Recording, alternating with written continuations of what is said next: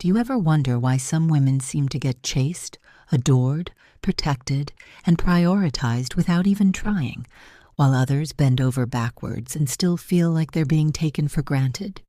You're not crazy, and it's not about looks, age, or even how nice you are. What makes the difference is something most women have never been taught. It has everything to do with one emotional trigger. It's not about saying the right thing or playing hard to get. It's about making him feel something so deeply rooted that he doesn't even fully understand why he's drawn to you. He just is.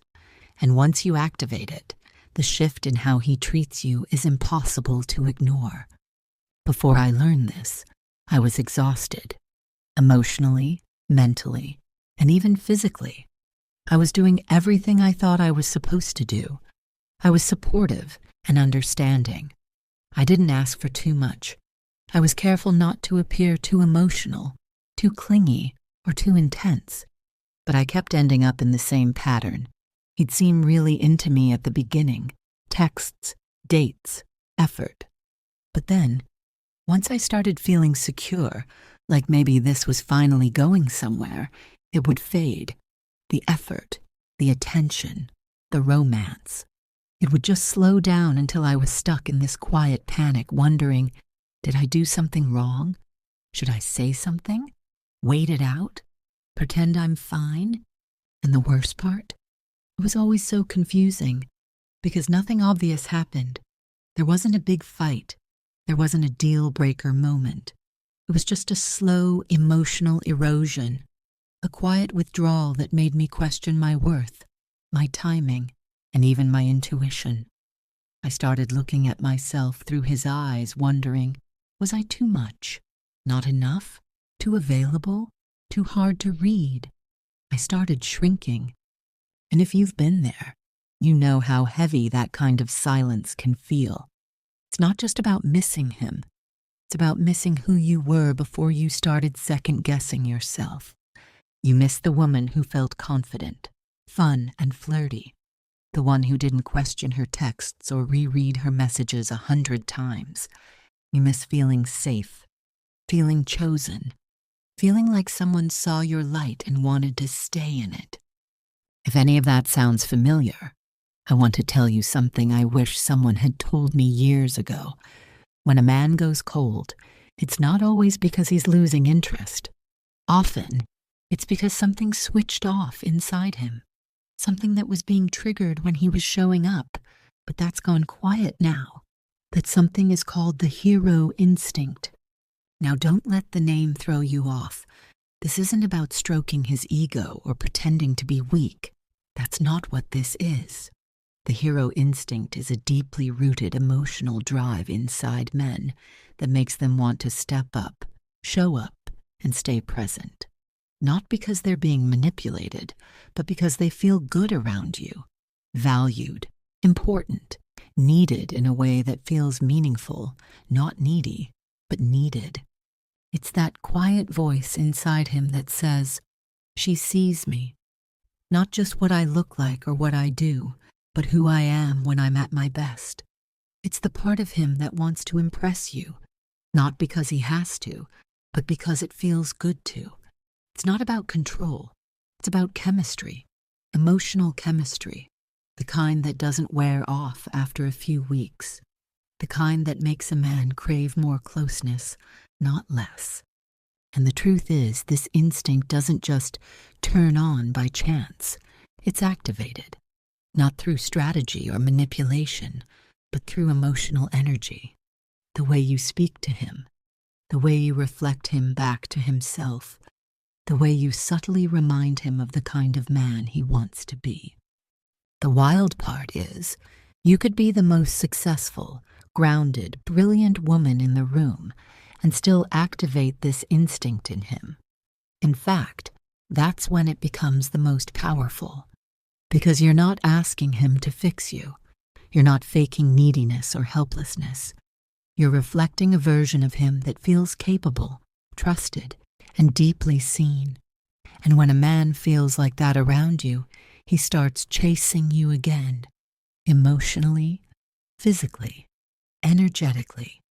It's a return to something that feels effortless, but it only happens when you know how to create that space. Let me show you what this actually looks like. Let's say you're in that weird space where the energy has dropped. You're still talking, but it's dry. There's no playfulness, no momentum. You want to say something, but everything that comes to mind feels like it'll push him further away. This is the moment where most women either go quiet or start pushing. Both reactions are totally normal, but neither one reactivates the hero instinct. Instead, try something emotionally clean. You could say, "You know what I miss? The way you used to tease me about my coffee order. I didn't realize how much that made me smile." That might sound like a small comment, but it's not. You're reminding him of a moment when he brought value, emotional value, a moment when he had a positive impact on you. And that reflection, when delivered without tension or pressure, wakes something up in him. You could also say something like, "You always had this calm energy that helped me reset when things felt chaotic. I didn't even realize how grounding that was until I noticed it wasn't there." Again, this isn't about complimenting him. It's about reconnecting him to the version of himself that felt successful in the relationship. Not the man who's now pulling away, but the man who showed up early on because it felt good to do so. Here's another subtle example. Let's say he used to offer advice when you were venting, and you'd shut it down with, "I just want you to listen." Instead, try saying, "You're one of the few people who actually makes me feel like I can handle stuff. You don't solve it for me, but you remind me I'm capable. That always stuck with me." You're not only showing appreciation, you're framing him as valuable, as someone whose presence matters. And that changes the tone. It's subtle, but it works. Because men fall in love with how they feel about themselves when they're around you. If being around you makes him feel useful, impactful, respected, and emotionally safe, his natural instinct is to move toward you. That's what you're activating, not by overgiving, but by reflecting back something real, warm, and connected. And let me say this again. This isn't about changing yourself. It's about changing the dynamic. You're not becoming a different woman. You're becoming more aware of the emotional temperature in the relationship and learning how to shift it gently and powerfully without losing your center. It's like adjusting the dimmer switch in a room. You're not flipping the lights on and off, demanding that he respond. You're turning the dial slowly, raising the warmth until the room feels safe again. For both of you. The first time I tried this, I was nervous. I didn't want to feel like I was giving more than I was getting. But what happened surprised me. He didn't just respond. He engaged. He leaned in. He asked me questions. He lingered in the conversation. And it felt natural again. Not forced, not heavy, just like we had reset the emotional frequency between us. And that's what this is. A reset. Not a fix. Not a trick.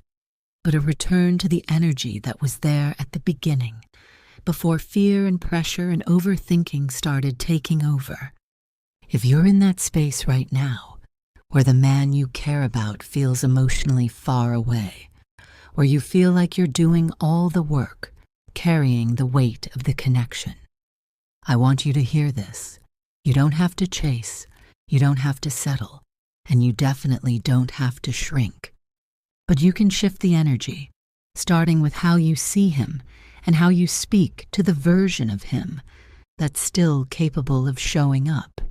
You can stop trying to manage his responses and start leading the emotional tone from a grounded, confident place inside yourself. And if you're thinking, okay, but how do I do this consistently? I get it. That's exactly where I was. What helped me was learning how to understand this instinct at a deeper level and how to activate it naturally, without games or guessing. Once I understood what it looked like to speak to that part of him, not with flattery, but with emotional presence, everything changed. And not just in that relationship. It changed how I showed up everywhere, with friends, at work, with myself. And if this helped you see something in a new light, take a second and subscribe, because we're just getting started, and what's coming next is something every woman needs to hear.